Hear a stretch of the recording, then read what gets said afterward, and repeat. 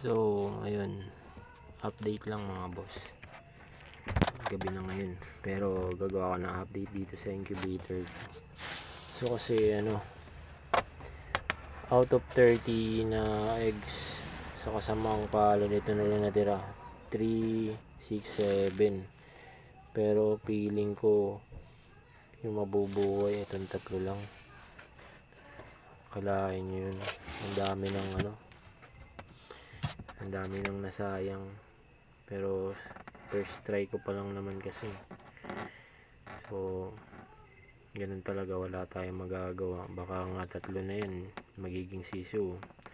Hindi pa tayo sure na lalaki yan kasi hindi naman ako magbabaksin ng B1. So sana hopefully mabuhay yan kahit yan 3 na lang yan. So ito yung second batch ko, ito yung third batch. Nakakapanginayang, pero ganyan talaga kasi kapag gusto nating matuto. Marami talagang mortality yan, marami talagang sayang. Pero syempre lessons learned tayo, lesson learned. Mayroon ako natutunan kasi ngayon yung mga inahin natin na manok saka yung tandang magkakasama sila.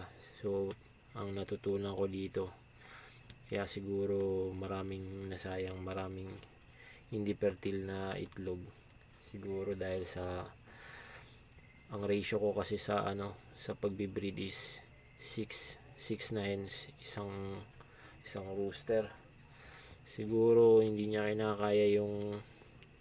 kayang i-fertile yung hindi niya kayang malbigyan ng similya yung 6. Pero hindi ko lang alam, hindi ako sure, based lang naman to sa experience ko. So, pinag-aaralan ko pa siya. So dun sa observation ko lang, hindi niya kayang i-accommodate yung 6 kahit na gumagamit ako ng Bitmin Pro. Kasi sabi ng iba, kailangan daw gumamit daw ako ng Egg 1000 hindi ko pa yung nagagawa Bitmin Pro pa lang ginagawa ko. So baka next time bumili na ako sa Shopee. So abangan nyo to guys, gagawa ko ng update video ulit dito para sa in-incubate natin. Although working naman yung DIY na incubator natin na yan. May tubig siya dun sa may gilid.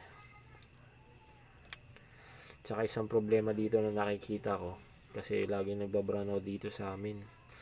Usually pa naman brownout sa gabi. Hindi ko magamit yung solar ko kasi sa umaga ko lang ginagamit yung inverter ko So isa din yun sa mga nakikita ko naging problema dito sa pag-incubate ng itlog, yung kuryente sa amin. So ino-note natin yan, gagawa natin ng paraan yung mga problema na yan. Ayan, sige boss, salamat.